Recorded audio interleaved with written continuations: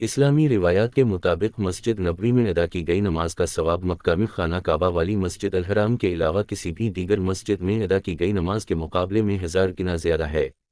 پیغمبر اسلام نے یہ مسجد مکہ سے اس وقت یثرب کہلائے جانے والے شہر مدینہ ہجرت کرنے کے بعد تعمیر کروائی اور مسجد قباء کے بعد مدینہ میں تعمیر کی جانے والی یہ دوسری مسجد تھی۔ مکہ میں موجود مسجد الحرام ہو یا مدینہ کی مسجد نبوی، دونوں مقامات مسلمانوں کے نزدیک بہت مذہبی اہمیت رکھتے ہیں۔ لیکن کیا آپ جانتے ہیں سعودی عرب کے شاہ فہد کے دور میں ان دونوں اہم مساجد کی توسیع اور تعمیر نو کے ڈیزائن بنانے والا کون تھا؟ مسجد الحرام اور مسجد نبوی کی وسعت کے منصوبے کی تحت تعمیر نو اور ان کے ڈیزائن بنانے والے شخص کمال محمد اسماعیل ہیں، جو سنہ 1908 میں پیدا ہوئے تھے۔ وہ مصر کے ہائی اسکول اور بعد ازاں رائل کالج آف انجینئرنگ سے گریجویشن کرنے والے سب سے کم عمر طالب علم تھے۔ کمال محمد رائل کالج سے تعلیم حاصل کرنے کے بعد اسلامی فن تعمیر کی تعلیم حاصل کرنے یورپ گئے اور وہاں سے انہوں نے اسلامی فن تعمیر میں ڈاکٹریٹ کی ڈگری حاصل کی۔ وہ پہلے انجینئر تھے جنہوں نے حرمین شریفین کے مجموعی ڈیزائن، توسیع کے منصوبے کی تعمیر نو کا چارج سنبھالا۔ ڈاکٹر اسماعیل کو شاہ فہد نے مکہ مکرمہ اور مدینہ منورہ کی مساجد کے توسیعی منصوبے کی نگرانی اور ڈیزائن کرنے کو کہا تھا۔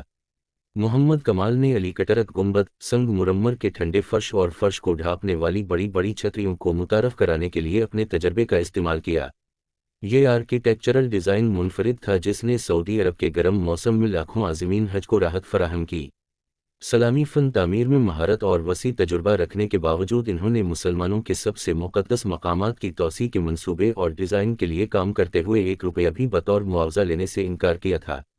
سعودی عرب کے بادشاہ شاہ فہد اور مسجد الحرام اور مسجد نبوی کی توسیع کے لیے کام کرنے والی تعمیراتی سعودی عرب کی بڑی کمپنی بن لادن کی طرف سے انہیں اس مشکل اور طویل کام کا معاوضہ ادا کرنے کی کوششوں کے باوجود انہوں نے اپنے انجینئرنگ ڈیزائن اور تعمیراتی نگرانی کے لیے کوئی رقم لینے سے انکار کر دیا تھا۔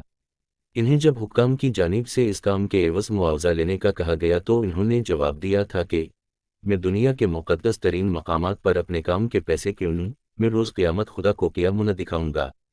انہوں نے اپنی نجی زندگی میں زیادہ تر وقت عبادت میں گزارا۔ جب انہوں نے مسجد الحرام اور مسجد نبوی کے ڈیزائن اور تعمیر نو کے معاہدے پر دستخط کیے تو اس وقت ان کی عمر 80 سال سے زیادہ تھی۔ اس کے بعد انہوں نے اپنی پوری زندگی مقدس مقامات پر کام کرتے ہوئے گزاری۔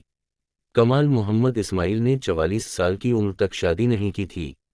ان کی بیوی نے مرنے سے پہلے ایک بیٹے کو جنم دیا۔ کمال محمد نے اپنی زندگی کو عبادت کے لیے وقف کر دیا تھا۔ انہوں نے 100 سال سے زیادہ عمر پائی اور ان کی وفات سنہ 2008 میں ہوئی۔